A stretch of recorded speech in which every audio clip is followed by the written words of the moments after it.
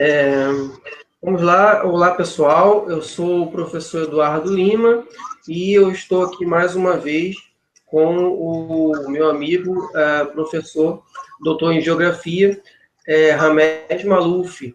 Ele é especialista em Oriente Médio e eu vou perguntar para ele a recente crise no Oriente Médio, que é a crise no Catar, a ameaça dos Estados Unidos de atacarem o Catar. Há muita desinformação nas redes. Um minuto, gente, que eu vou consertar aqui que está aberto.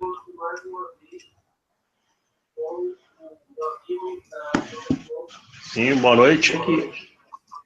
Fechei aqui que referência. Bom, continuando. Então, eu estou aqui com o professor Hamed Maluf, um amigo meu aqui que eu tive o prazer de conhecer pessoalmente, recentemente, e nós conversamos muito, e hoje eu estou chamando ele aqui para falar sobre a crise no Catar, porque que esse país do Golfo Pérsico, ele era antes aliado dos Estados Unidos, grande aliado até, e passou agora a ser o possível próximo alvo do imperialismo americano. Três pessoas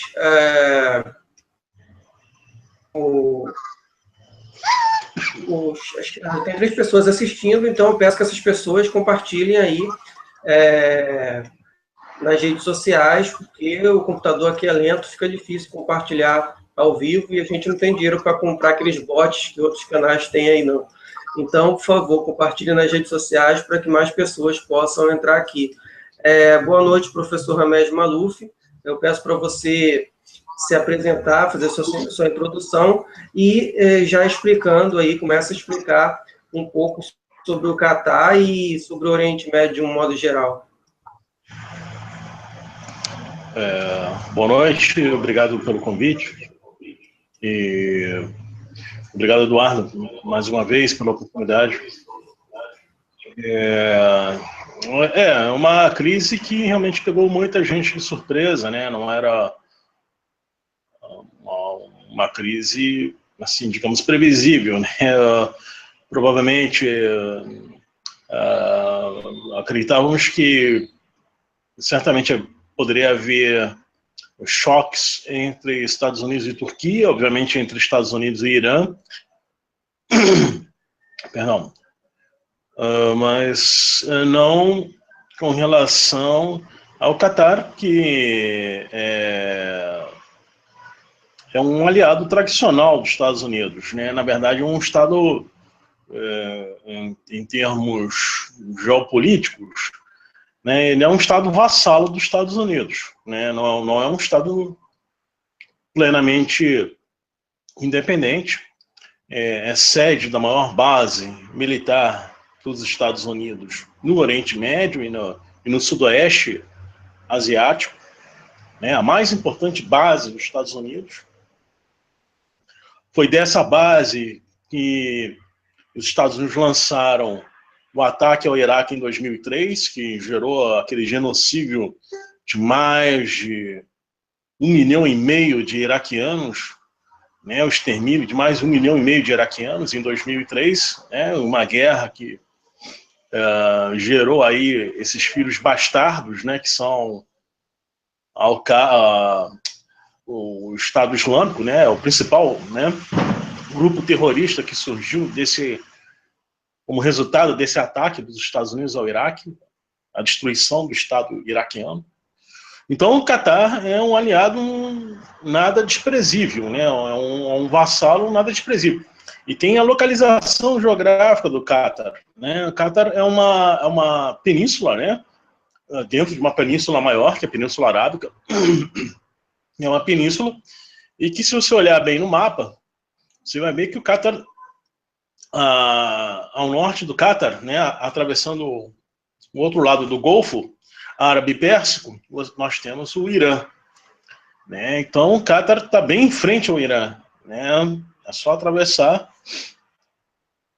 E o Catar, então, tem uma posição geoestratégica muito importante no Golfo Árabe-Pérsico. Está situado na região quase que no central, né, do Golfo Árabe-Pérsico. Tem grandes reservas de gás natural, parece uma das maiores reservas de gás natural do planeta. E o Catar, ele tem sido também um aliado da Arábia Saudita. A sua monarquia compartilha basicamente a mesma ideologia, a mesma seita, né? Compartilha a mesma fé religiosa no arabismo, né? Que é defendida pela Arábia Saudita até por laços sanguíneos, né? Um dos descendentes, a filha, né, do fundador da seita wahhabita, se casou com o emir saudita na época do XVIII, na metade do século XVIII, quando ainda era apenas uma seita de extremistas, radicais, loucos mesmo, né? Pessoas loucas, né? No meio do deserto, um lugar marginal, periférico, tanto do ponto de vista histórico quanto geográfico, da Península Arábica e do mundo árabe, do mundo muçulmano. Então, o Catar compartilha um arabismo com a Arábia Saudita, a mesma fé wahhabita com a Arábia Saudita. É um Estado islâmico, né? É um Estado islâmico, ainda que os religiosos não tenham, mas a base a base ideológica, sustentação do Estado catarino é o arabismo, né? Então, tem um longo histórico, né, de alianças com o Ocidente, se tornou independente em 1971, após ter apoiado a destruição do Iraque. Ele vai ser um dos maiores, digamos assim, patrocinadores a chamada, entre aspas, Primavera Árabe, né? Como diz a mídia, passou a cunhar, a mídia ocidental, as derrubadas dos governos que eram, ou derrubadas, né, de governo, que eram, digamos, refratários à hegemonia dos Estados Unidos, ou que os Estados Unidos já ultrapassaram, que precisavam ser substituídos por outros grupos políticos, né? Então, o Catar, através do apoio midiático, financeiro, o Catar passou a patrocinar, junto com os Estados Unidos, especialmente Barack Obama, né, a muçulmana nos países onde os governos refratários aos Estados Unidos, ou que os Estados Unidos já estavam desgastados, fossem derrubados, né? Esses governos, a ideia dos Estados Unidos era substituir esses governos por governos da Irmandade Muçulmana. Nesse aspecto,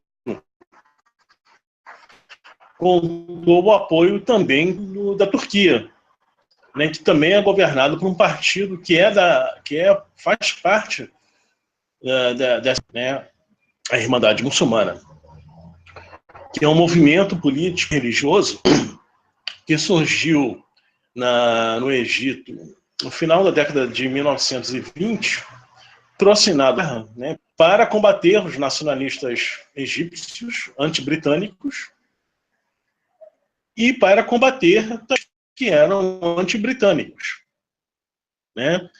Então, a Irmandade Muçulmana era um instrumento da Inglaterra para dominar, ou para minar o domínio, perdão, para minar os movimentos do Egito na década de 20, né, para legitimizá-los perante a opinião pública. A ideia do Obama, na sua geoestratégia do caos, era substituir esses governos, especialmente do Egito, Tunísia, Síria, né, por, e talvez até na própria Argélia, né, em menor grau, por governos, e claro, na Líbia, né, obviamente, por governos simpáticos, mais alinhados com os Estados Unidos. Não é que o Egito do Mubarak, Hosni Mubarak, Estados Unidos, em hipótese alguma era contra, mas o governo do Hosni Mubarak estava de tal forma tão comprometido com os Estados Unidos e tão corrompido no poder que a imagem negativa de Mubarak já estava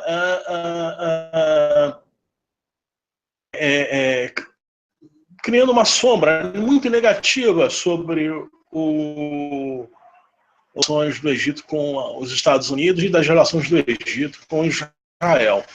Então, os Estados Unidos acharam melhor derrubar, já tinha mais de 30 anos de um governo autoritário, não era próprio como muita gente fala, era um governo mais autoritário do que ditatorial, porque o parlamento funcionava, tinha uma constituição, tinha uma oposição atuante, né?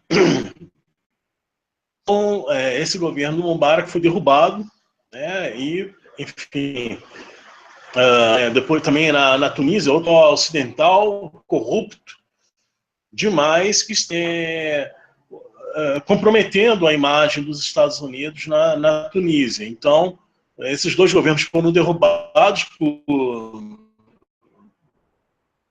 né, por dos Estados Unidos, né? A Hillary Clinton, ela visitou o Cairo momentos antes da Irmandade Muçulmana tomar o poder, né? Então essa era a nova ordem que os Estados Unidos estavam querendo criar no Oriente Médio a partir de 2010, 2011. Com o governo do Obama. E, claro, aí os dois grandes nos Estados Unidos, a Síria e a Líbia. Dois grandes inimigos dos Estados Unidos, inimigos pelos Estados Unidos também de Israel, né? Era um caso de porque eram governos revolucionários, aí já é uma outra questão. Não eram governos autoritários, corruptos, mas eram revolucionários, ainda que desgastados um pouco pela longevidade. E foi assim um braço direito do Obama naquela região, na governos, na promoção de guerras contra a Líbia e contra a Síria. O Catar, cerca de 2,5 milhões de habitantes, dos quais apenas 500 mil habitantes realmente são cidadãos catarinos. São uma coisa impressionante. É um estado estamental, ou seja, o grosso, 70% da população do Catar não tem direito algum de cidadania. Direitos mínimos de cidadania. São nem cidadãos de segunda classe, são não cidadãos. Correto, são não cidadãos. São moradores sem cidadania, sem direitos. Então, daí você vê o caráter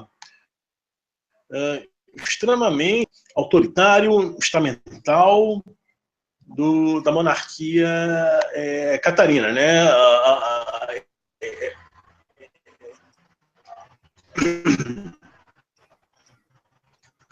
A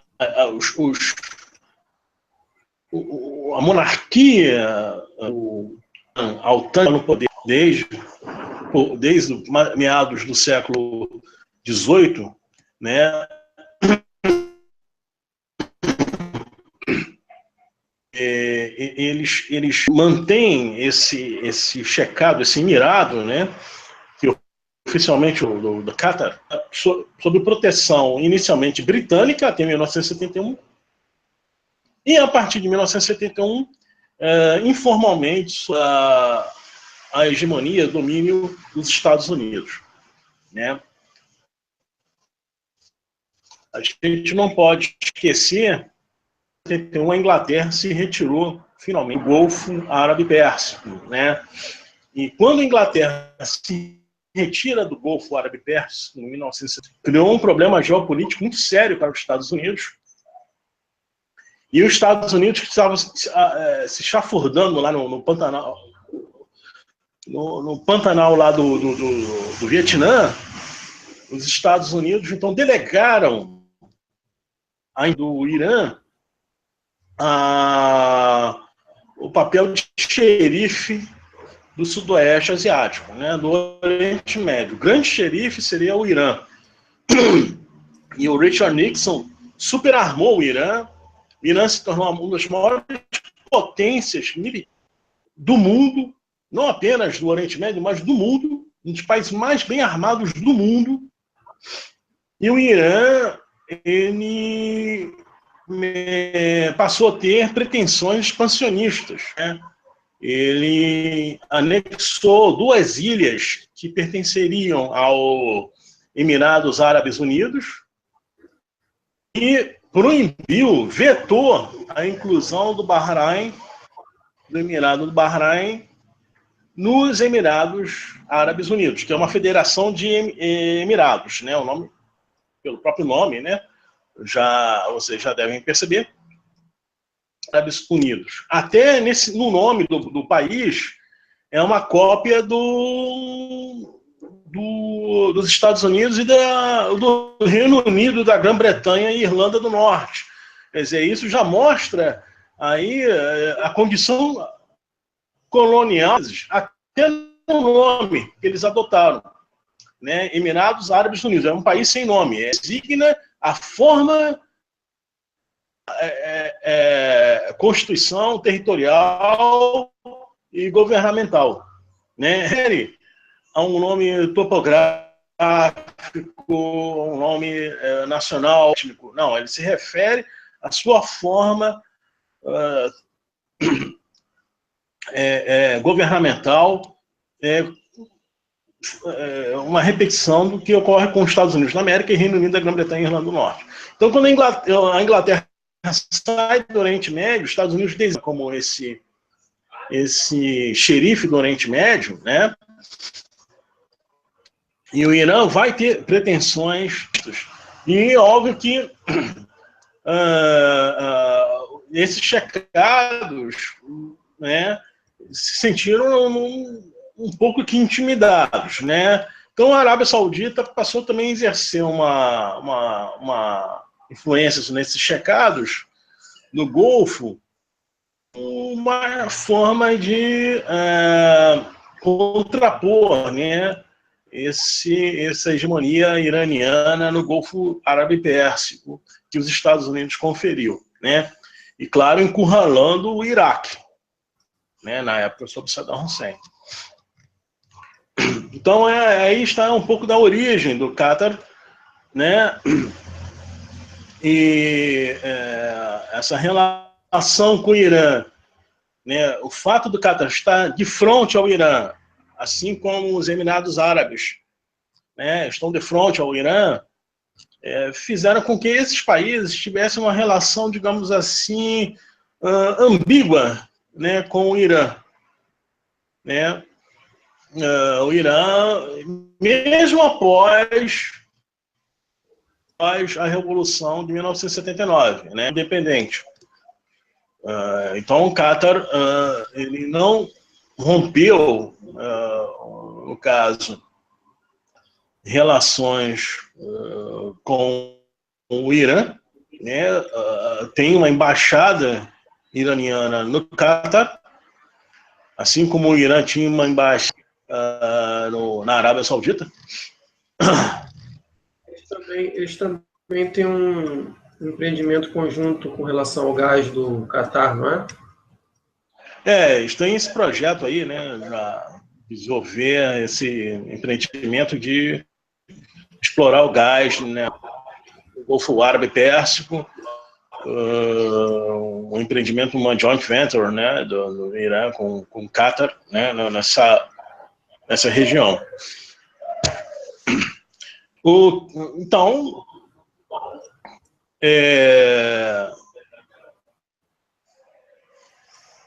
essas relações entre o Qatar e o Irã são antigas, né, não são novas, né, e elas continuaram mesmo após a Revolução, que demonstra, mais uma vez, que a proposta do Khomeini em mudar, em espalhar a revolução do muçulmano, né, como ele falava, né, era, na verdade, dirigida ao Iraque, né, não era propriamente aos países da Península Arábica, que era o Iraque baathista revolucionário, né, que era o alvo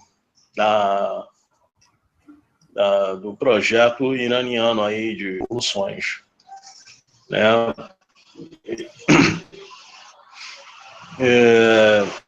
Isso, então, é de um lado, mas o Qatar também, a você, ele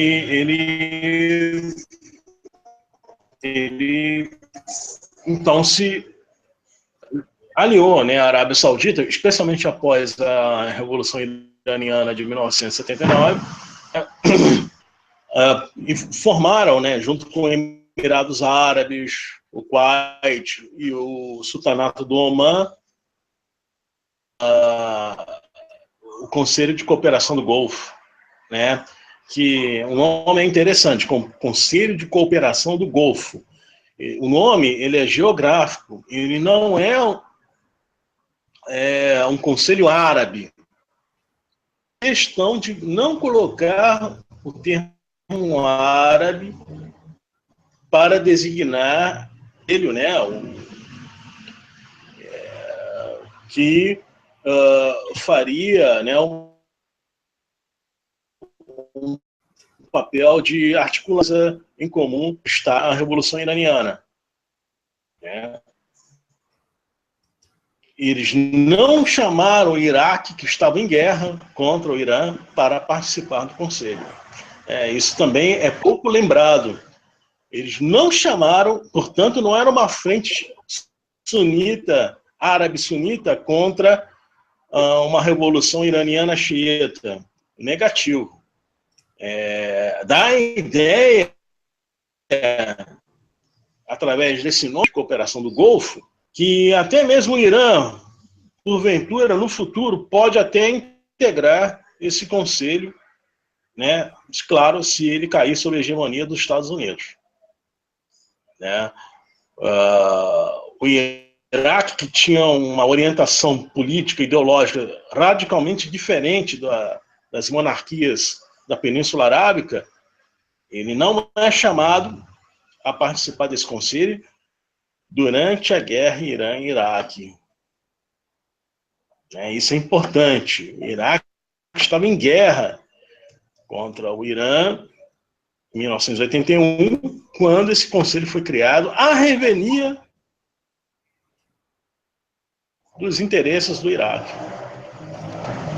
Então, desde então, com esse conselho, trouxe uma espécie de coordenação das monarquias árabes, das petromonarquias árabes, que eram pró-ocidentais, né? Eram pró-Estados Unidos, pró-Inglaterra, né? Sustentaram a retomada da hegemonia dos Estados Unidos, especialmente após o fim da União Soviética, deram uma sustentação importante. Eles arrebentaram, né, durante os anos 80, arrebentaram com a economia iraquiana e tentaram arrebentar com a economia soviética, abaixando o preço do petróleo. Eles se uniram para baixar o preço do petróleo. 80 para destruir, impedir que o Iraque saísse como grande vitorioso da guerra Irã-Iraque, né? Então essas são as ambiguidades das relações desses países que não são ditas, né, pela mídia, nem pelos nossos queridos e amados professores da academia, com relação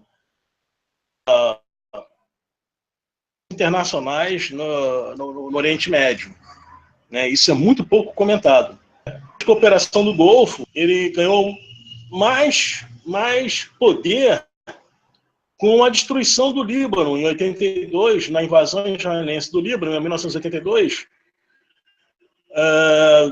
da Praça Financeira Libanesa. Ali, definitivamente, em 1982, com a invasão israelense, que exterminou mais de 25 mil árabes em 70 dias, ali definitivamente o Líbano deixou de ser praça financeira do Oriente Médio, o grande comercial do Oriente Médio. Essa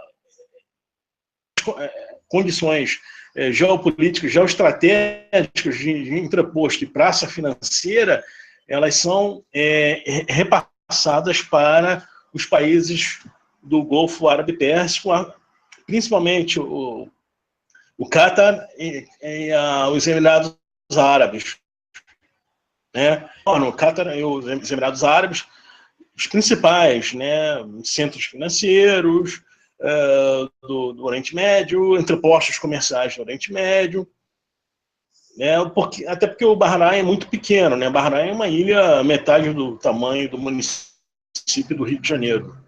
O Catar já tem o tamanho um pouco maior do que o Líbano, né? Um pouquinho maior do que o Líbano. Já tem 11 mil quilômetros quadrados. O Bahrein tem 640 quilômetros quadrados, né? Eu li pela internet que o fato dos Estados Unidos estarem atacando o Catar pode ser porque o Catar resolveu retomar relações diplomáticas com Damasco, ou pelo menos iniciar uma conversação. Acha que é por causa disso ou não tem nada a ver? Bem, essa informação eu não tenho ainda.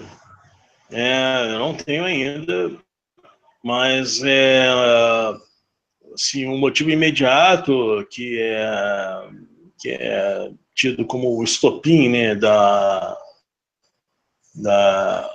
ruptura entre o Catar e Estados Unidos, ainda que não seja uma ruptura formal, né, é a questão do Catar à Irmandade Muçulmana, né? E aí a Irmandade Muçulmana, eu falo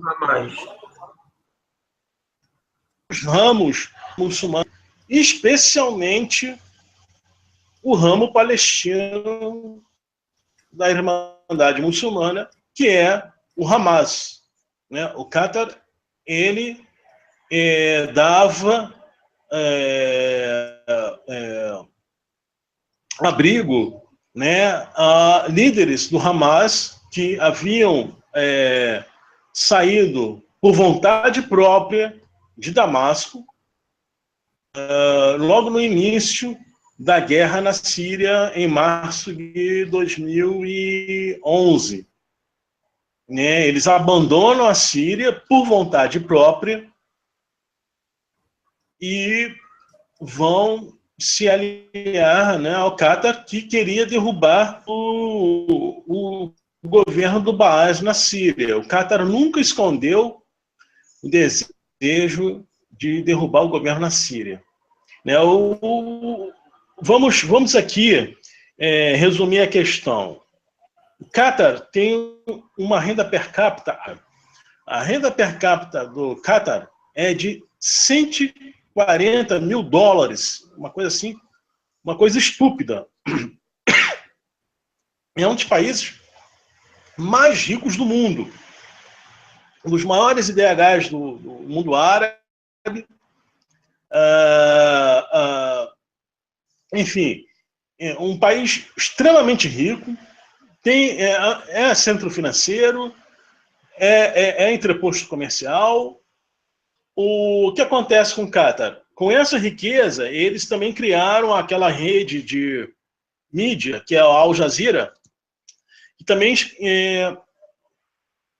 passou a ser no mundo árabe. Especialmente disputando influência com a Arábia Saudita, né? Então, pela essa riqueza e pela vontade de externar essa influência financeira sobre o Oriente Médio, né, foi entrando em choque com os interesses da Arábia Saudita, que não é, em termos de renda per capita, não é tão rico quanto o Catar, né? Mas é o país que patrocina o arabismo mundialmente. A Arábia Saudita financia a construção de mesquitas wahhabitas, que se dizem sunitas, ao redor do planeta. Então, se você quiser construir uma mesquita aqui no Brasil, né, e pedir dinheiro para a Arábia Saudita, certamente o governo da Arábia Saudita vai liberar. E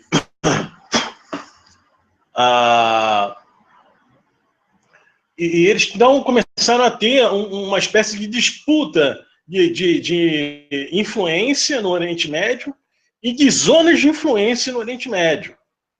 Né? Por quê? Porque, como o Catar passou a patrocinar a Irmandade Muçulmana, a Irmandade Muçulmana tem braços em quase todos os países muçulmanos. Então, isso entrava, em alguns momentos, em choque com os interesses da Saudita, com a Irmandade Muçulmana.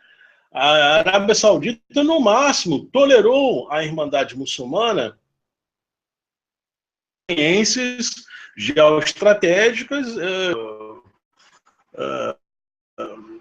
momentâneas. No caso, por exemplo, na Síria, a Arábia Saudita permitiu que a Irmandade Muçulmana na Síria recebesse dinheiro da sua monarquia. Mas tradicionalmente, a Arábia Saudita é inimigo da Irmandade Muçulmana. As pessoas se lembram. Tradicionalmente, o arabismo ele condenava em toda a sua história o envolvimento da Irmandade ou de qualquer grupo islâmico em eleições parlamentares ou na política, né, como um desvio da fé. Então a Arábia Saudita nunca viu porque a Irmandade Muçulmana foi fundada no Egito. Então a base da Irmandade Muçulmana é o Egito. Inclusive a maior universidade islâmica do mundo, né, de Al-Harra, né, no Cairo. Né? Essa universidade é a mais influente universidade islâmica. Né? Então, é uma questão geopolítica. Mesmo sendo sunita, a Arábia Saudita tem uma rivalidade com a Irmandade Muçulmana, e uma rivalidade antiga.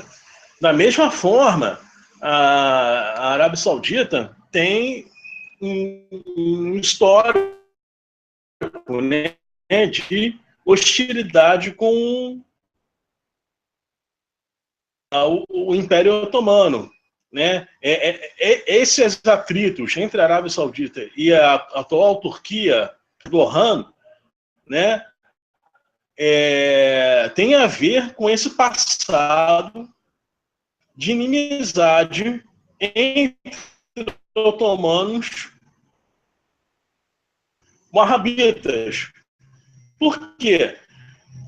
O wahhabismo surgiu no século XVIII na zona central da Península Arábica, reivindicando a pureza, sendo corrompido pelos islâmicos que existiam na época, Império Otomano. E eles vão entrar em guerra contra o Império Otomano inúmeras vezes. O Erdogan, da Irmandade Muçulmana Turca, né, ele faz uma política de explorar a influência turca, mas sob uma capa islâmica no mundo árabe, entrando em choque com os interesses da Arábia Saudita. E a Arábia Saudita nunca escondeu essa hostilidade com o otomanismo, o neo-otomanismo do Erdogan. Então, o Erdogan, a Síria, na época, ele era aliado do Barack Obama. Isso entre 2010 e 2012. Ele vai se aliar com o Qatar para destruir e colocar no poder um governo da Irmandade Muçulmana. Só que a Arábia Saudita, se favorável à derrubada do governo do Baas da Síria, a Arábia Saudita apoiava na Síria, um Estado islâmico na Síria, e não necessariamente um governo islâmico. Estado islâmico para governo, né, islâmico. Governo islâmico significa um governo de um partido islâmico. Agora, um Estado islâmico significa que são instituições islâmicas que formam um Estado, né, que formam que dominam o território e formam um Estado islâmico, né? Por isso, esse choque entre a Al-Qaeda com o Estado Islâmico e entre o Exército Livre da Síria, um grupo terrorista mercenário patrocinado pelos Estados Unidos, Turquia e Catar, o Estado Islâmico, né, o Daesh, né, o Estado Islâmico da Síria e do Iraque, né? Então essa é outra razão do choque entre a Saudita e o Qatar. Essa questão, essa velha rivalidade entre a Arábia Saudita, entre os wahhabitas e a Irmandade Muçulmana, entendeu? Na verdade, são uma rivalidade por conquistar. Fora isso, né, tivemos aí a mudança de governo nos Estados Unidos, né, onde o Barack Obama ele tinha uma política que era continuidade do Bush, ela foi basicamente continuidade do Bush, Bush filho, né, que era a geoestratégia do caos. Estratégia do caos.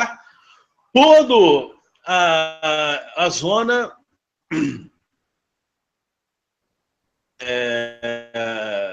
ao redor da Rússia e da China, né? Estilhaçar ao redor desses dois países, fragmentá-los, né? Criar fronteiras sangrentas, criar áreas permanentes para poder destruir a Rússia e a China, né? Criar vesperos de instabilidade, como foi em 80, 70, 80, o Afeganistão, né? O Afeganistão foi usado como vespeiro de instabilidade, né? O objetivo dos Estados Unidos no Afeganistão não era colocar um governo simpático aos Estados Unidos. Era destruir a destruição do Afeganistão, tragar a União Soviética para o buraco negro que fosse formado naquele país. E que foi mais ou menos que ocorreu, né? Limitado muito pela traição, né, do... Então, perto, no Afeganistão, foi muito bem sucedido esse projeto no Afeganistão, e deu certo na Nicarágua. Não vamos esquecer que a lógica dos terroristas e na América Central era a mesma, a única diferença era a capa ideológica. Na Ásia Central, eles usaram o Islã político, como um instrumento, né, de arregimentação daqueles terroristas, naqueles grupos de extermínio, né, esquadrões da morte. E na América Central, eles usaram a questão do anticomunismo, né, uma ideologia, usaram o anticomunismo como cimento ideológico para combater os governos progressistas da região. Então, isso é importante a gente lembrar a geoestratégia do Bush, que teve continuidade no Obama. O Obama, então, essa geoestratégia do caos até as últimas consequências, e isso vai gerar efeitos colaterais. Os principais efeitos colaterais foram a reaproximação com a Rússia e a aproximação da Turquia com a Rússia. A Turquia percebeu que o objetivo do Obama, no limite, levaria à balcanização do Iraque e a criação de um Kurdistão independente. E, então, seria uma ameaça à população curda da Turquia. É bom lembrar que o Kurdistão iraquiano, ele é de base Sorani. A Turquia é Kurmanj. Não, são curdos kurmanjes. São etnias inimigas, né, mas estão aliadas por causa da hegemonia do Estado. É falso afirmar que a influência dos Estados Unidos no Oriente Médio está decaindo. Isso é falso, é enganador. Está aí o choque da Arábia Saudita com o Qatar.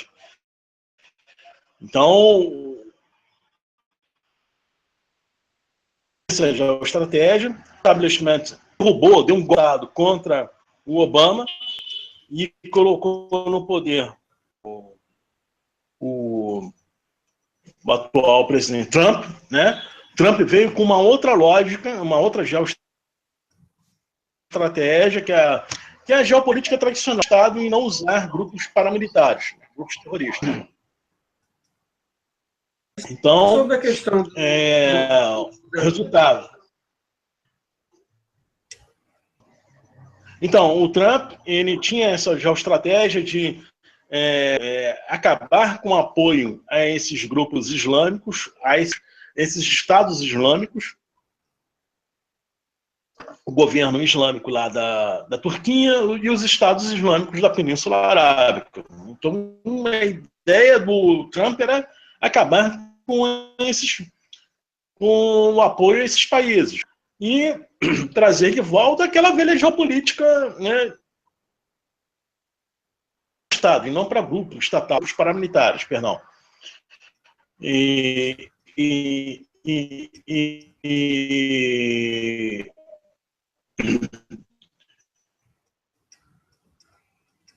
está pressionando a Arábia Saudita a cortar a relação com esses grupos terroristas, a Nusra, enfim, os grupos terroristas que estão na Síria. E aí, a meu ver, o secundário não revelado é balcanizar a Síria. Há um Kurdistão lá na Síria e no Iraque, né? Há dois Kurdistões ou um Kurdistão. Isso aqui um Kurdistão Sorani ou um Kurdistão Kurmanj. A gente não sabe, mas me parece essa ser a agenda oculta dele no crescente fértil. Mas o Trump, ele recentemente fez um contrato de bilhões de dólares, se não me engano são bilhões, né, com a Arábia Saudita. E aí ele fez aquela dancinha lá das espadas, aquela coisa ridícula lá, mas aí ele mostrou aquele painel lá que diziam que era para combater o terrorismo, mas como é que vai combater o terrorismo se a Arábia Saudita, que mais financia o terrorismo? Eu olhei aquele painel assim, eu pensei, eu acho que é dali que a Arábia Saudita controla onde o ISIS vai, onde o ISIS deixa de ir. Eu imaginei isso. Mas não veja só, sim, mas foi uma transação de Estado para Estado. É para o governo saudita. Essas armas não é para serem distribuídas para os terroristas. Trump não me parece com esses grupos terroristas. Não é que ele não seja antiterrorista, né? A questão não é essa. A esses grupos terroristas não interessam a ele. Os terroristas islâmicos não interessam Trump. O problema é que Trump não governa sozinho, né? Ele é o presidente, mas sabemos que os Estados Unidos são outros, né? Então, uma guerra, né? Dentro dos Estados Unidos, né? O establishment deu um golpe de Estado contra ele, que foi aquele ataque na Síria. Agora isso já está claro. Foi um golpe de Estado no Trump, e ele teve que ceder. Ele cedeu uma parte da sua geoestratégia, ele teve que ceder, que foi aquele falso ataque químico na Síria agora, em abril, né? Aquilo lá foi uma intervenção e ele teve que bombardear a Síria, né?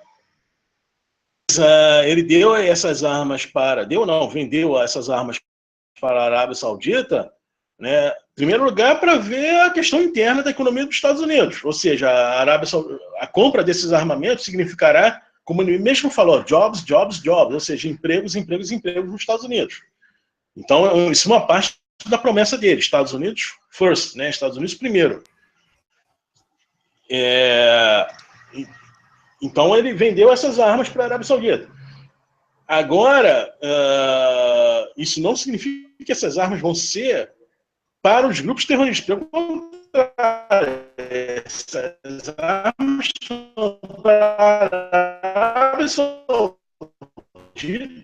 ter uma compensação de apoiar esses terroristas. É uma compensação. Então, bem, a Arábia Saudita se sentir mais forte para enfrentar o Irã. E a Arábia Saudita agora está escancarada, essa aliança da Arábia Saudita com Israel, né? Escancarado. A exigência da Arábia Saudita. A Arábia Saudita mandou uma carta fazendo exigências para o Qatar. Uma dessas exigências é a expulsão de integrantes do Hamas do catarino, né? Então, isso obviamente é uma palestinos e uma declaração de aliança com Israel. Eu vejo dessa forma.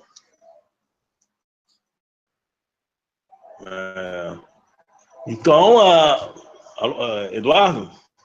Eu estou aqui ainda. Só tirei a imagem para ver se a conexão melhora.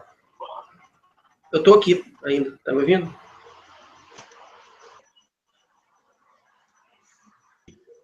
Não estava ruim, eu tirei a imagem, mas eu estou te ouvindo bem. Entendi. Então, certo, tudo bem. Então, vamos de compensação. Tá ótimo. Então eu vejo uma espécie de compensação a Arábia Saudita deixar ou minimizar terroristas na Síria, já estão importantes na Síria, estão perdendo território na Síria, territórios perdidos. Agora, a questão é a região leste da Síria, que em grande parte está sob controle curdo, apoiado pelos Estados Unidos, né? Então, Então, como você me explica aqueles ataques que os Estados Unidos fizeram contra o exército sírio? Legítima Ah, defesa. sim, claro. O objetivo não é deixar o Assad ganhar a guerra e levar Recuperar todo o tudo. território, né? Zol, jamais. The winner takes all. O ganhador leva tudo, não. Ah, afinal de contas, a Síria é inimigo dos Estados Unidos.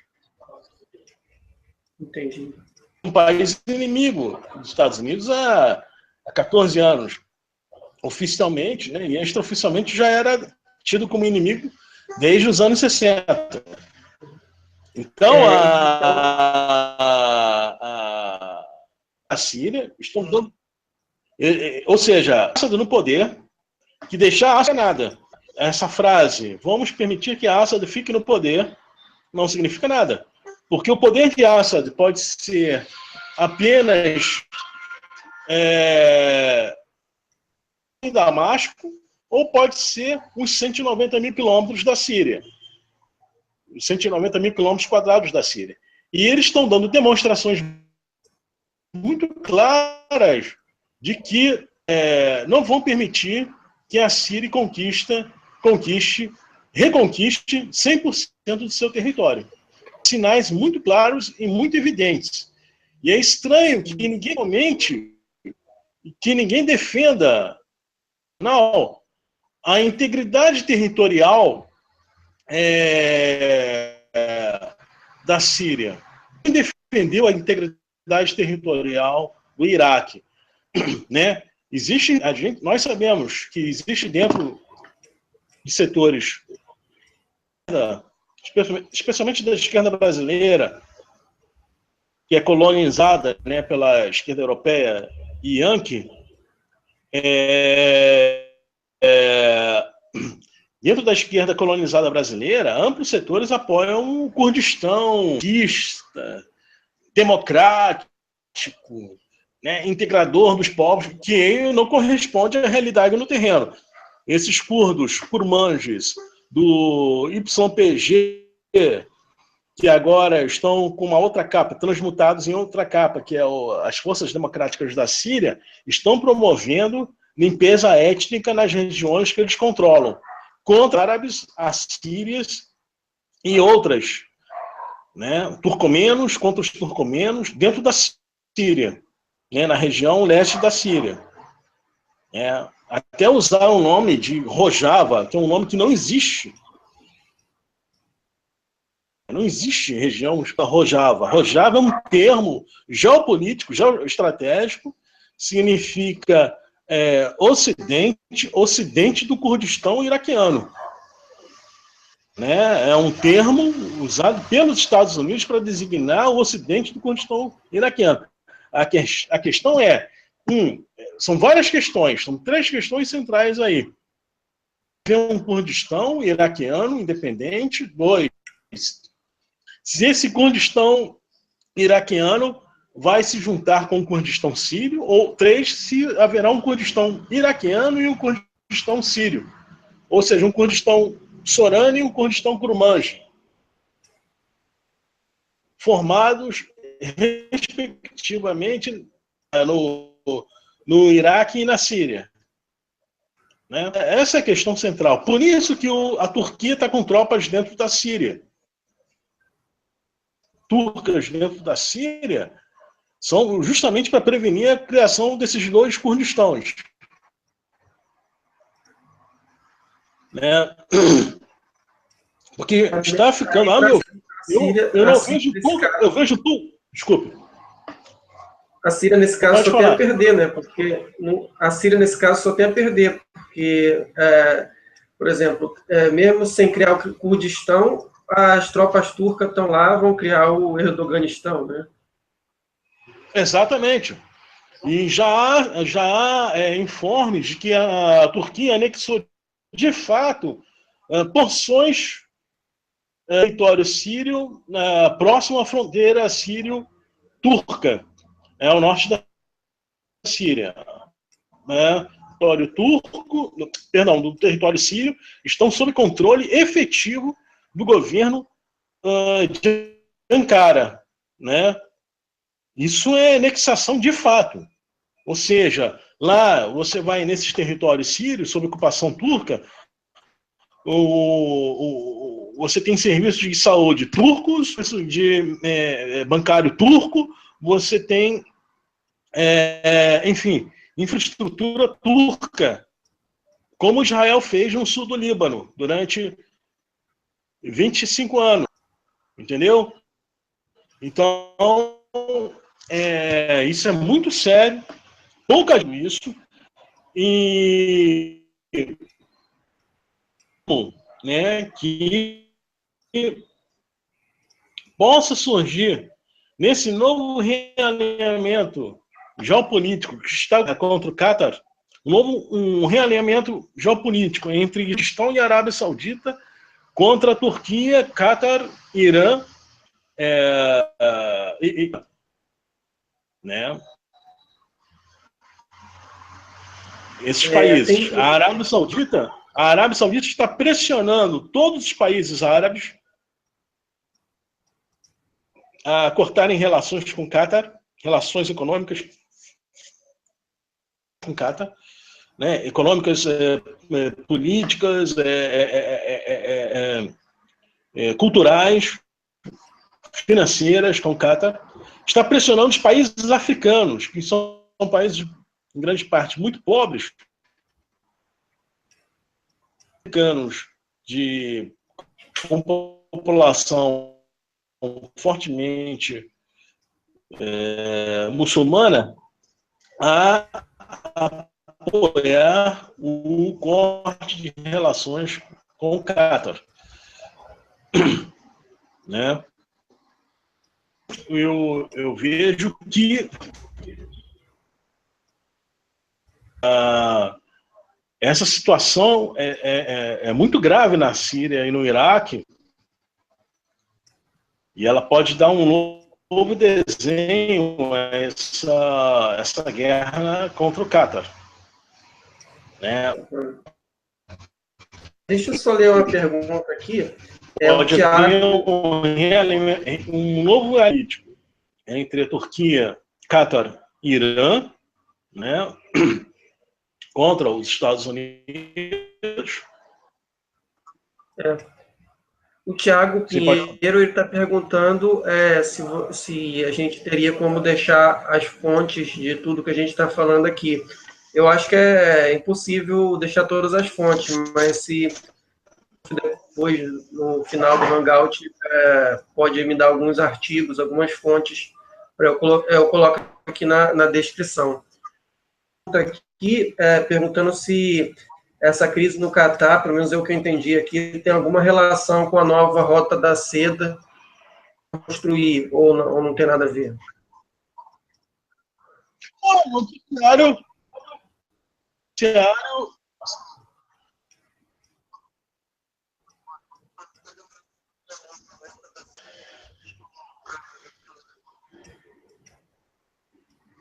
É possível.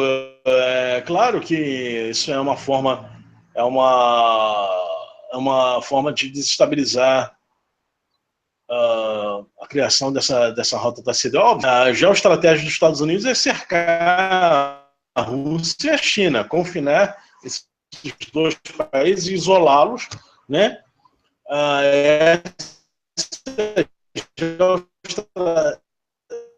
Geopolítica tradicional dos Estados Unidos e eles são de cada país.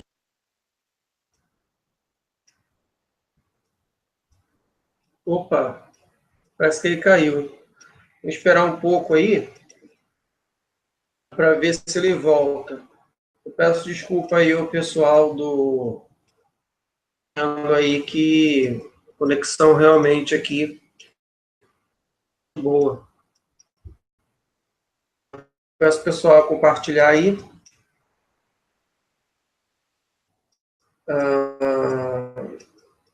Tem aqui o Tiago Magalhães também chegou aqui. Tiago, Tiago Pinheiro, que fez a pergunta, doutor William, bem-vindo. Tem o Sidney, que sempre está aqui. E também o Jarbas, perguntando sobre a questão do petróleo.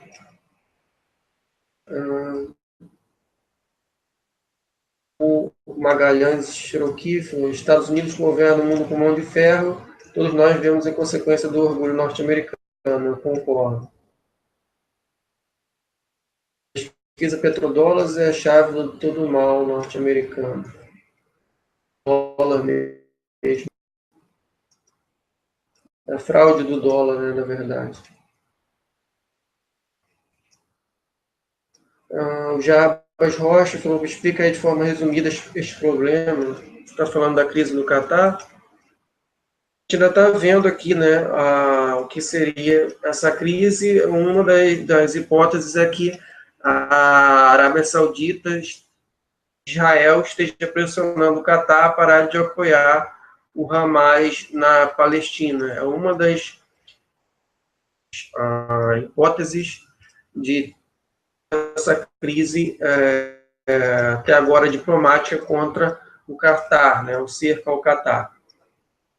É isso.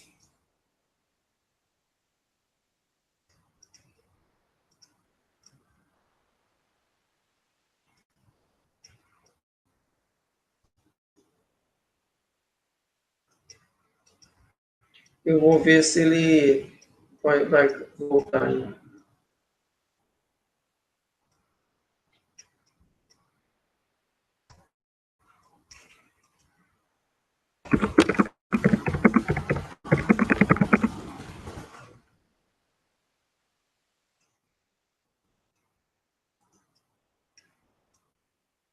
Ele está falando que caiu aqui, pedi para ele clicar no link. Vamos esperar um pouco para ver se ele volta. Deixa eu ver quanto tempo já passa aqui.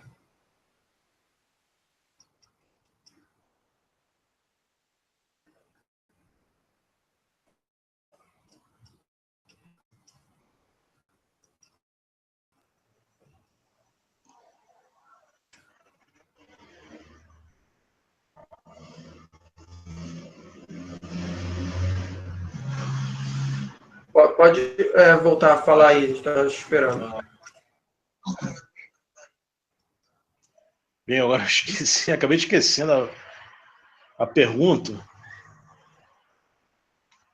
Está cedo, mas eu acho que você já explicou. A ideia é desestabilizar mesmo. Eles vão permitir que a China construa essa rede de infraestrutura que no passado, há cerca de pelo menos 200, 300 anos, até quando essa rota existiu, né? Até o domínio britânico, a China era a maior potência econômica do planeta. Né? A maior potência militar, a maior potência econômica. Ora, se os Estados Unidos permitem que a China construa a Rota da Seda, então eles estão permitindo que a China volte a ser a maior potência militar e econômica do planeta. O que sempre foi desde 2.200 anos atrás. Né? Isso é... Não tem como. Claro que os Estados Unidos vão desestabilizar e não permitir que isso ocorra. Na sua opinião, do Trump até agora, você acha que o governo Trump tem conseguido impedir elas cresçam, ou o governo, tanto Obama como o Trump, apesar de tudo, fracassaram nessa iniciativa? Ou seja, até agora, apesar de tantas mortes, né, que causaram, eles não estão conseguindo impedir essa integração da China e da Rússia e esse ressurgimento dessas duas potências. Sim, isso aí é o efeito colateral do processo de de exercício, né, do poder global dos Estados Unidos, né? O efeito colateral desse processo não é por causa do Trump ou do Obama, é um processo que vem desde o fim da União Soviética, ou seja, a própria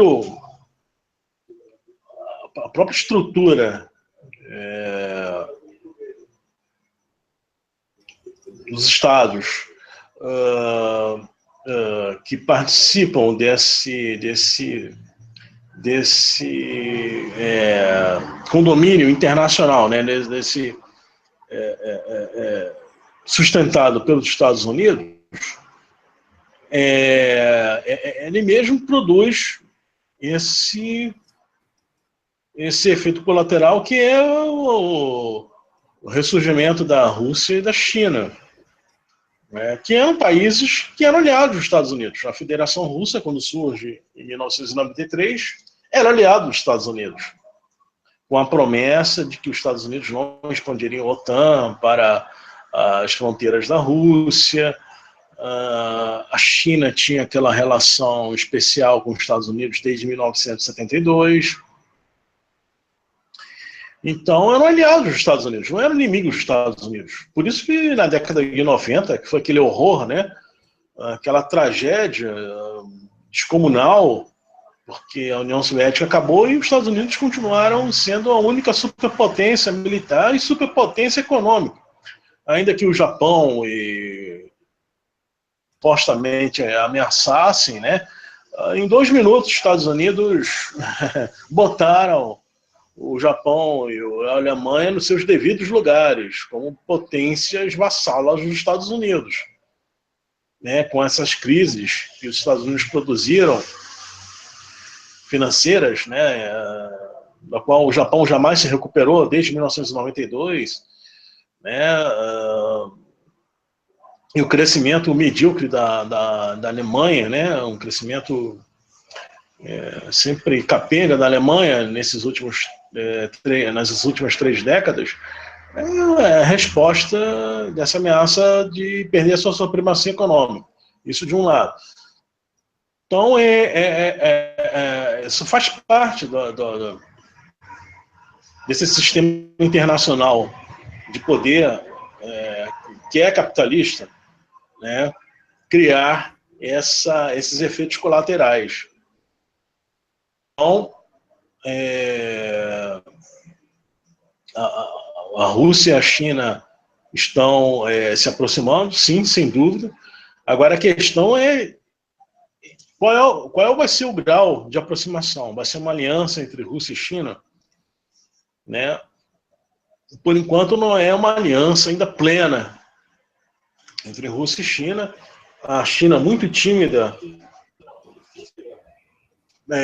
ainda nas relações internacionais, a sua atuação no sentido militar. A China e a Rússia continuam ainda endossando muitos aspectos da política internacional dos Estados Unidos, né? Por exemplo, guerra ao terror.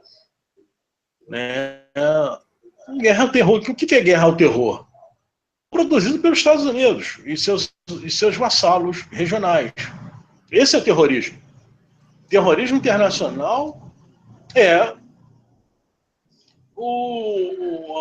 política dos Estados Unidos e de seus vassalos regionais ao redor do planeta.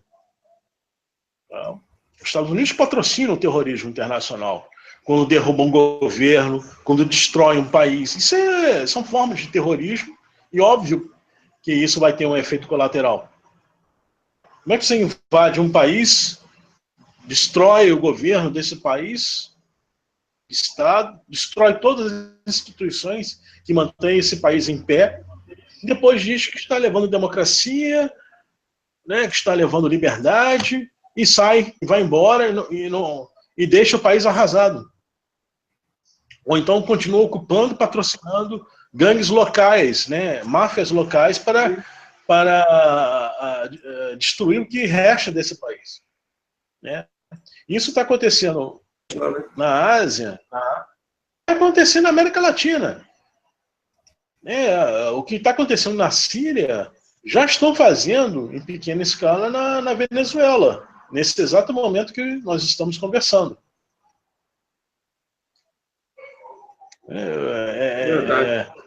Os Estados Unidos são um poder global. As pessoas não podem perder de vista que os Estados Unidos são um poder global. Né? O fato de eles perderem uma guerra não significa que eles estão perdendo sua hegemonia mundial. Isso é coisa de quem não raciocina e não entende política internacional. Eles podem perder uma guerra, não há problema para os Estados Unidos perder uma guerra. Se a Rússia e a China enfrentarem militarmente os Estados Unidos, isso é um problema para eles. Estabelecerem linhas vermelhas ao redor do planeta, isso vai ser um problema para os Estados Unidos. Perder uma guerra não significa nada. Os Estados Unidos continuam em guerra no Afeganistão. Os Estados Unidos não foram derrotados no Afeganistão, ao contrário do que as pessoas falam, e os Estados Unidos não foram derrotados no Iraque. O ano foi imposto pela ocupação Yankee do Iraque, com o apoio do Irã. Decisivo do Irã. O Irã teve papel fundamental do Iraque e na imposição desse governo fantástico que está aí, que pode se virar contra o próprio Irã.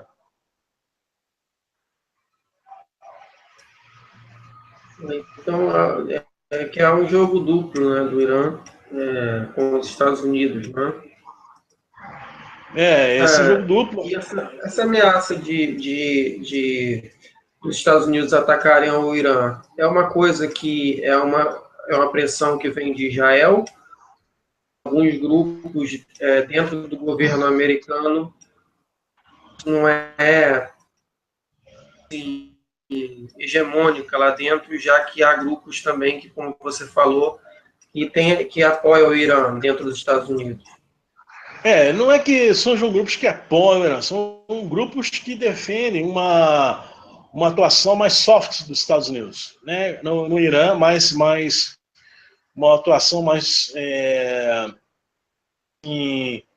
suave, né? No Irã, e há outros que querem uma atuação mais dura, né? O Obama e o Bill Clinton defendiam uma atuação suave no Irã. Já o Bush e o Trump, né, que são republicanos, defendem uma atuação mais dura. É o inverso do que era nos anos 80. Os democratas eram duros com o Irã, queriam uma linha dura com o Irã, e os republicanos eram mais soft, queriam uma linha mais suave. Por isso que o Reagan vai fazer aquele comércio de armas com o Irã durante a guerra Irã-Iraque, né? Os Estados Unidos, por exemplo, vão autorizar que a CIA ajude Khomeini a esmagar o Partido Comunista Iraniano em 1983. Né? A CIA enviou listas de membros do Partido Comunista iraniano para que Khomeini exterminasse esse pessoal. E isso foi entregue. Né? Então, são duas linhas de atuação. Né? Agora, nitidamente, o Trump ele é anti-Irã, é mais linha dura com relação ao Irã. Existe possibilidade, sim, de uma guerra contra o Irã, de um ataque dos Estados Unidos ao Irã. O Irã não tem armas atômicas e pode dar um trabalhinho para os Estados Unidos, vai dar trabalho para os Estados Unidos se houver esse ataque, mas o Irã, ele também contribuiu para que essa situação chegasse a esse ponto, né? Porque a sua política externa, ambígua, de um lado, apoia a resistência na Síria, no Líbano e na Palestina, e de outro, mina a resistência no Iraque, né, no Afeganistão. Então, o Irã mesmo permitiu que fosse cercado pelos Estados Unidos. É uma estratégia arriscada que eles assumiram e pode levar um ataque mesmo, através, já até hoje publicaram um mapinha aí de como seria o ataque dos Estados Unidos ao Irã, e seria através do Iraque, Israel, Iraque e Afeganistão e os países do Golfo contra o Irã. Né? E aí é que está. A Rússia... E um artigo do Sheikh, e ele fala que o Irã ele ia ser um páreo duro se ele fosse atacado, mesmo se fosse pelos Estados Unidos com Israel. Ele falou que ia acontecer uma coisa parecida com o que aconteceu na Síria, porque a China e a Rússia iam mandar armas para o governo do Irã, os terroristas, enfim, dentro do território. Né? A questão é o seguinte, a Rússia e a China podem enviar armas para o Irã, mas vamos enviar suas forças armadas para o Irã? Essa é a questão. Aí vai ser uma terceira guerra mundial. Isso aí, ou vai fazer aí é que tá, né? Porque se for para um ponto de vista político, venceu, né? Mas e olha como é o estado do país agora,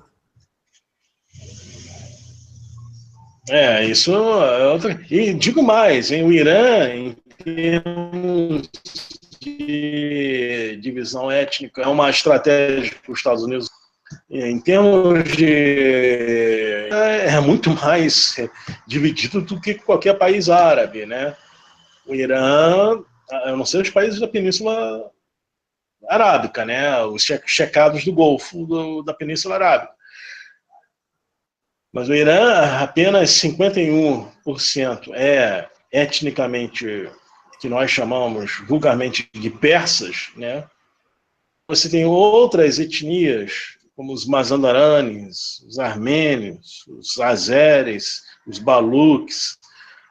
Esses aí formam 49% da população. Tem árabes, tem 3 a 4 milhões já. Tem os curdos, né? São também 4 milhões, 3, 4 milhões de curdos no Irã.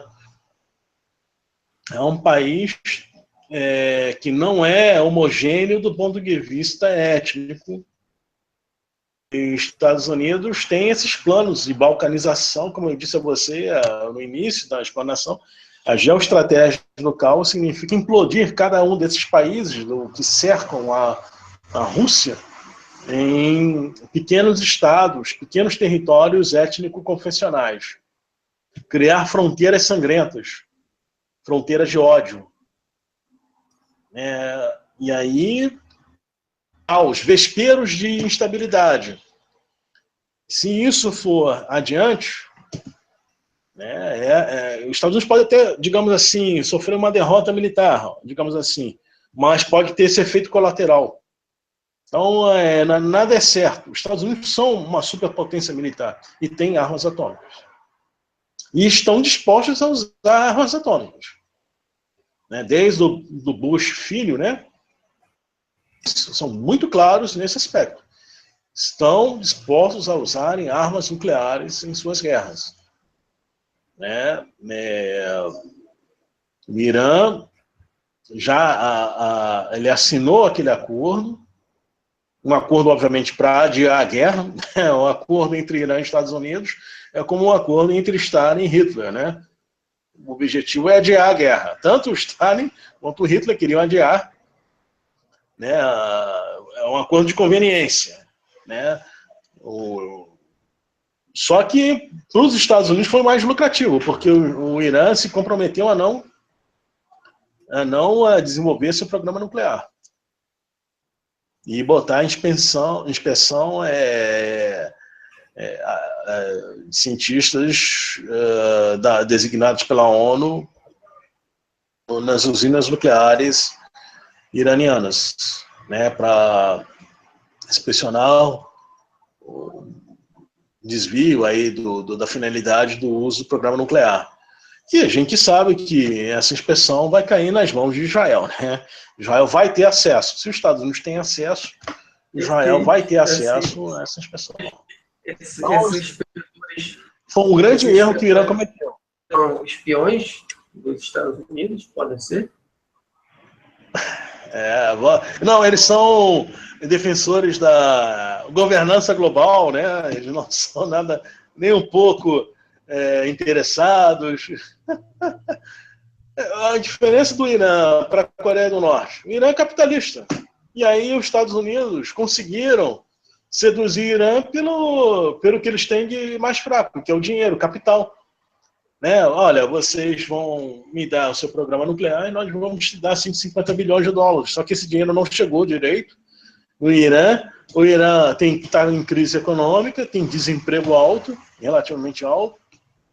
A economia é cada vez mais privatizada, muito diferente daquele Irã do início da Revolução de 79. Hoje o Irã é cada vez mais liberal em termos econômicos. Né? E aí essa burguesia iraniana quer mesmo entrar em guerra contra os Estados Unidos? Também tem isso, né? Essa burguesia laica quer mesmo entrar em guerra com os Estados Unidos ou quer fazer negócios com os Estados Unidos e Israel? Não é mais lucrativo fazer negócios? Né? Então, agora vamos ter eleições para prefeito em Teherã. O candidato mais cotado prefeito em Teherã é o filho do Rafsanjani, que é uma espécie, digamos assim, aqui no Brasil, de um Fernando Henrique Cardoso, né? Um liberal pró-Ocidente, a favor de privatizações, né? Ficou bilionário, né? Um homem riquíssimo, a família é riquíssima. Tanto que no enterro do agora, janeiro 17, teve lá quebra-quebra, os que eram favoráveis a ele e os que eram contra. Houve, o pau comeu, né, como dizem, né? O pau comeu no enterro do Rafsanjani. E eles barraram a candidatura do Ahmadinejad à reeleição no Irã, que é um candidato de esquerda, né, mais à esquerda, né, digamos assim. Né, com os árabes, né, do que esse atual Rouhani. Né? Parece que o Rouhani apoia os países árabes, aquele apoio mesmo que obrigado a apoiar, né? Muita má vontade. Mas aí com essa nova situação com o Qatar, né, vamos ver. O Qatar, como disse, é a maior base militar. Se houver um ataque ao Irã, uma das locais onde haverá guerra vai ser o Qatar, por ser base dos Estados Unidos. Então, é provável, sim, nós não podemos subestimar os Estados Unidos. Essa coisa de dizer que vai ter baixos no exército dos Estados Unidos, caso houver guerra contra o Irã, não é um fator importante em termos de desmobilizar a vontade de ir para a guerra. E então isso aí é muito, né? Os Estados Unidos tiveram um grande número de baixas na guerra da Coreia, praticamente o mesmo número de baixas, que foram 3 anos de guerra, o mesmo número de baixas que teve na Guerra do Vietnã, que durou cerca de 14 anos. 64 a 75, 11 anos. Então, os Estados Unidos estão dispostos. Assim, a questão é a reposição das suas forças armadas, né? O número de homens suficiente para lutar dentro das forças armadas para combater o Irã. É claro que é uma operação muito complexa. O Irã tem 1.700.000 km², tem exército, tem forças armadas, é um país relativamente bem armado, tem uma grande capacidade de defesa efetiva em relação aos Estados Unidos, porque não tem armas no atingir o território do Estado. As suas Forças Armadas não são uma força dissuasória decisivamente, né, dissuasória, como é o caso das Forças Armadas da Coreia do Norte, que tem as suas armas atômicas e estão dispostos a usar caso os Estados Unidos ataquem o país, voltem a atacar o país. Entendi. Bom, já são 1h21. Se tiver mais algumas coisas para falar sobre o Catar, a gente pode falar. Senão, a gente faz suas considerações finais e a gente pode encerrar por aqui. Só que teve uma última pergunta aqui que fizeram há algum tempo sobre a questão dos Estados Unidos enviarem armas para as Filipinas combaterem o Estado Islâmico. Isso aí. Depois a gente pode fazer as considerações finais. Olha, a situação das Filipinas é muito complexa porque lá tem tinha uma antiga guerrilha islâmica separatista nas Filipinas desde os anos 60, se não me engano. Por outro lado, você tem uma guerrilha comunista revolucionária e tem esse governo filipino que está aí, que está se aproximando da Rússia, né, mas é anti-chinês. E as Filipinas são uma base dos Estados Unidos, uma base naval dos Estados Unidos. Então aí temos um quadro aí complexo. E aí, pelas informações que eu obtive, esse grupo extremista que parece que é uma filial do Estado Islâmico nas Filipinas, ele também tem um certo apoio aí, não declarado aí, de setores de alguns militares, né, no sentido de neutralizar a guerrilha. Mas é uma confirmada. Eu não tenho muitas informações sobre esses terroristas nas Filipinas, mas é algo muito grave. Como eu disse, o Trump tem essa geoestratégia de abandonar esses grupos terroristas islâmicos, governos islâmicos e estados islâmicos, essas petomonarquias, né?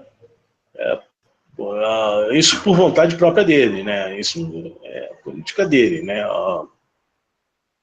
Se os Estados Unidos vão acompanhá-lo nesse sentido, aí é outra história também, né?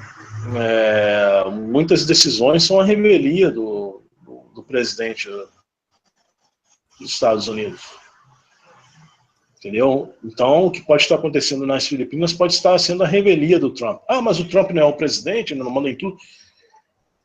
Tudo não. Esses setores do Estado profundo, Deep State nos Estados Unidos, eles têm uma autonomia quase que total, né? É um Estado totalitário. Se é para falarmos nesses termos, os Estados Unidos é o exemplo mais bem acabado de totalitarismo. Em todos os aspectos da sociedade yankee. E o presidente é um funcionário, ele é um xerife. Ele é eleito para ser um xerife, ele é um funcionário. Ainda que tenha poderes excepcionais, os poderes excepcionais que ele tem não é para democratizar o país, é pelo contrário, é para defender os interesses dessa oligarquia que está no poder há 300 anos, né? 300 ou mais, 500 anos, desde o período colonial. Os Estados Unidos nunca teve revolução, nunca tiveram revolução. Não é verdade? Nunca tiveram revolução. Então, e nunca tiveram mudança de regime.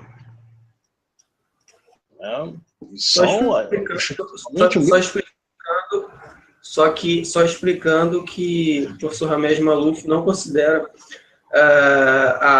que a tão falada, né, principalmente em filmes, Revolução Americana como uma revolução de fato. Na verdade, foi uma coisa bastante reacionária, né? foram feitos Olha, por quem não queria o fim da escravidão, como você já falou, né? sim, a independência dos Estados Unidos foi proclamada pelos senhores de escravos em rebelião contra havia abolido a escravidão nas Ilhas Britânicas, né? E quando falei Ilhas Britânicas, não estou falando da Irlanda. Irlanda não é ilha britânica. Estou falando das Ilhas Britânicas. Então, nas Ilhas Britânicas, a escravidão foi abolida em 1772.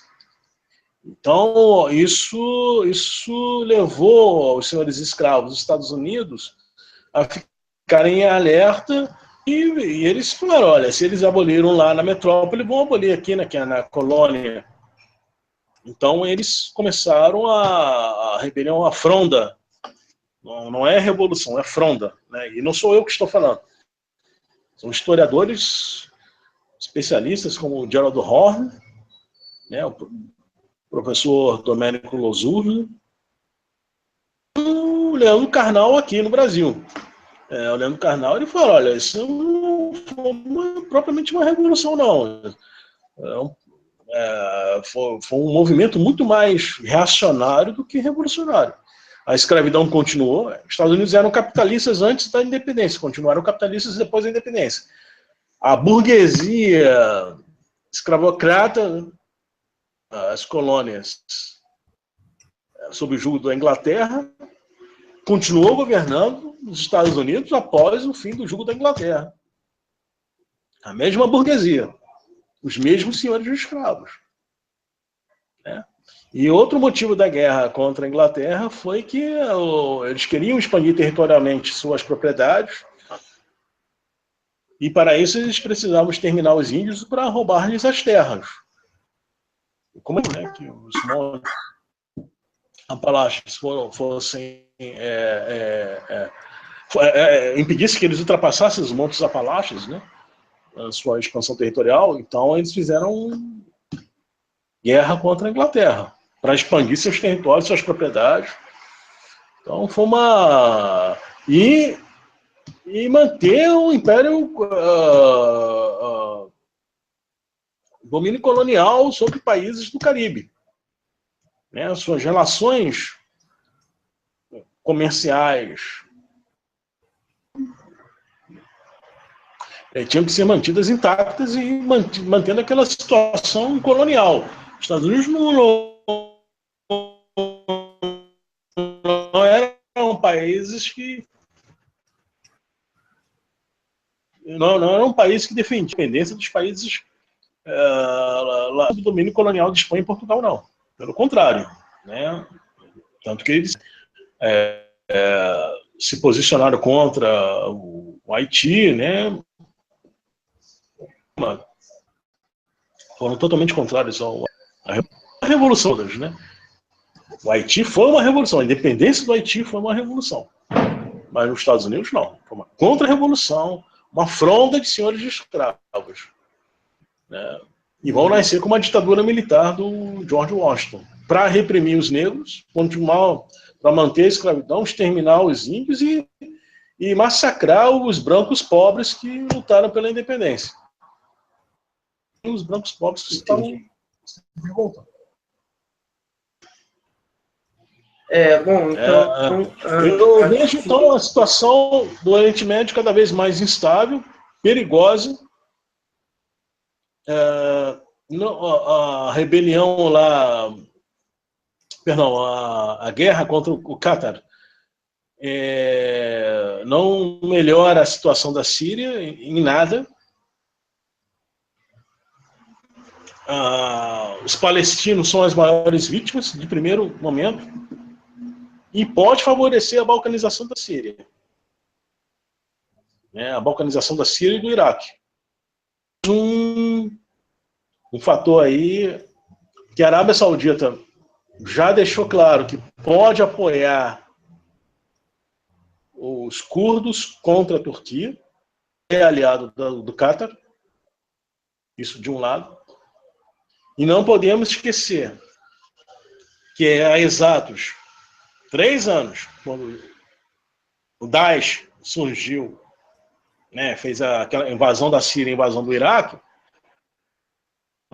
entrou no Iraque, quem abriu as portas de Mossul para o Daesh foram os curdos soranes. Que o Pepe Escobar escreveu, né, deixou lá. Quem abriu as portas para o Daesh em Mossul foram os curdos. Hoje Mossul está sendo bombardeado com fósforo branco pelos Estados Unidos para supostamente para expulsar lá o Estado Islâmico, o Daesh. Mas quem junto com os curdos soranes, mas quem abriu as portas da cidade foi o Daesh, os curdos soranes, os peshmergas. E os peshmergas nunca foram simpáticos aos curdos kurmanjis, que são comunistas, né? O YPG, né, eram, como se diziam, comunistas. Eu acho que essa parte do Kurdistão dá um hangout só sobre isso, porque tem essa questão também que muitos anarquistas e comunistas apoiam. Nem todos curdos têm essa filosofia, essa ideologia, né? E muitos, inclusive, como você falou, muitos são pró-imperialistas, né? Então eles apoiaram esses curdos soranes do Iraque, esses peshmergas, eles abriram as portas de Mossul para o Daesh, não fizeram resistência alguma. Isso quem escreveu foi Pepe Escobar, suspeita, né? Eu não creio que nesse aspecto o Pepe Escobar tenha, digamos, errado na sua avaliação, na sua reportagem, né? Não vi incoerências, pelo contrário, bateu com outros pontos que eu tive, que eu consultei. E então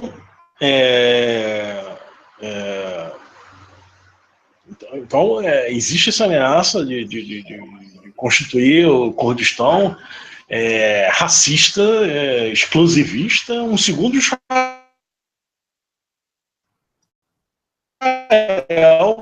o Oriente Médio, porque uma população autóctone, né? Ao contrário do que vir importados da Europa, principalmente, né? Eles emigraram da Europa e da Rússia, né, para a Palestina. Nesse caso, vai ser uma população nativa e que é mesclada, né, o que esses anarquistas e comunistas mal informados ou até armados e às vezes mal intencionados, né, eles não entendem que essa população, ou não querem entender, né, que essa população vive mesclada com as outras populações do Oriente Médio. Estão mesclados, é o seu vizinho. É como o seu vizinho, que é torcedor do Botafogo, do Fluminense, ou do Corinthians, ou do Palmeiras, é o seu vizinho, é sua namorada, que é a sua vizinha, que é torcedora do Corinthians, e você é torcedor do Palmeiras, é sua noiva, ou seu irmão, ou seu sobrinho, enfim. Eles estão lá mesclados. Quando se fala em Kurdistão, dá a impressão que os curdos só vivem ali. Isso é mentira e é falso. Não, todo o Oriente Médio. E vivem também ali. A população curda do norte do Iraque não é a população majoritária dos curdos, né? Então, há informes de que pelo menos um quarto da população de Bagdá, que é uma metrópole, creio que uns 4 a 5 milhões de habitantes, Bagdá, mas pelo menos 1 milhão e meio de habitantes de Bagdá eram curdos, de origem curda. E aí os curdos têm aí vários soranes, kurmanjis, zazas, goranis, né? Então é preciso ter em mente isso e não se iludir. Mas é como eu disse, tem pessoas que têm má formação má informação e má intenção. Ou, às vezes tem essas três coisas juntas, né? E aí, como eu disse, a esquerda brasileira é colonizada. Colonizada. Salvo raras exceções individuais. Isso eu nunca vou deixar de dizer. Então, é uma situação muito desestabilizadora, não é algo positivo, que uma guerra civil arbitra nesse momento, ali naquela região, ali, é altamente explosivo. Os palestinos já estão sendo derrotados, já de antemão. E mesmo que o Irã apoie o Hamas, mesmo que o Irã dê asilo aos que saírem, aos que forem expulsos do Catar, né, ainda assim os palestinos vão estar numa situação cada vez mais precária. Né? Eles já estão ali. Agora, isso vai tirar também a ilusão que muitos palestinos tinham com a Arábia Saudita. Né? Muitos palestinos tinham aquelas ilusões com a Arábia Saudita. Né? Que a Arábia, né, por interesses variados, religiosos, econômicos, sociais, enfim. Mas isso vai tirar a ilusão de muitos palestinos com relação à Arábia Saudita. Isso vai acontecer. Entendi. Professor Ramesh Maluf, eu queria agora... eu queria agora pedir que o senhor fizesse...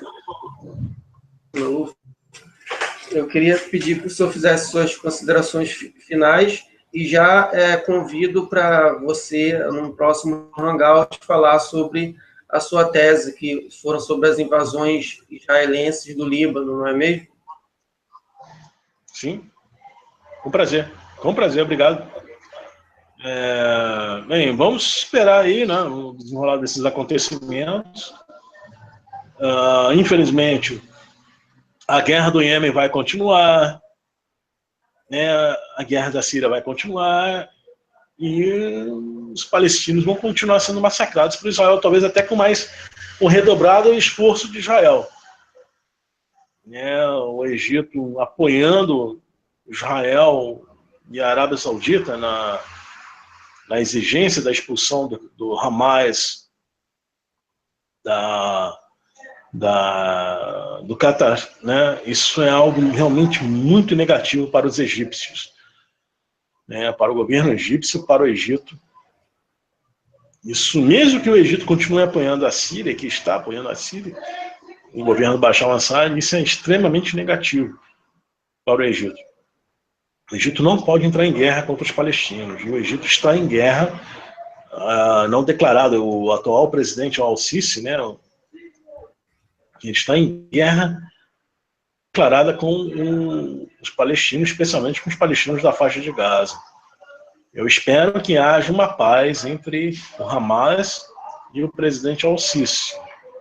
Né? Mas acho que estou sendo otimista demais. Eu espero que eles entrem no entendimento e o Egito pare de pressionar o Hamas, pare de cercar a faixa de Israel. Enfim, e também ficar de olho, né, no Trump, né, que é um governo como outro qualquer dos Estados Unidos, só que tem algumas diferenças, algumas nuances, mas são velhos Estados Unidos imperialistas. Não vamos ter muitas ilusões de financiar o governo Trump, né? Tem aí uma vontade de fazer uma certa acomodação com a Rússia, isso é importante, né? Temos que incentivar, né, essa acomodação com a Rússia, mas sem maiores ilusões no romanceamento, né, do governo do Trump. Obrigado. Todo mundo aí, muito obrigado. O pessoal que está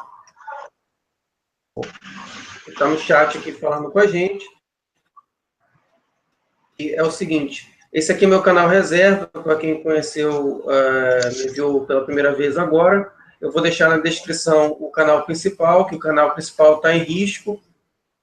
O YouTube decidiu que meus vídeos são muito fortes para ele, né? Então vamos esperar um pouco mais até que ver se meu canal vai continuar vivo ou não, mas se inscreva lá no canal principal, enquanto ele estiver em pé, eu vou ficar postando lá. E se inscreva nesse canal aqui também, que vai ser meu canal reserva para eu continuar meu trabalho, caso o primeiro canal seja derrubado. Eu agradeço a todos vocês que se interessam sobre geopolítica. Muito obrigado ao pessoal que ficou no chat, que fez perguntas respeitosas e que fez perguntas importantes ao professor Ramesh Maluf. Então, eu peço que vocês compartilhem esse vídeo nas redes sociais. Até a próxima. Obrigado. Boa noite a todos. Obrigado aí pelo convite, Eduardo. Valeu. Um abraço.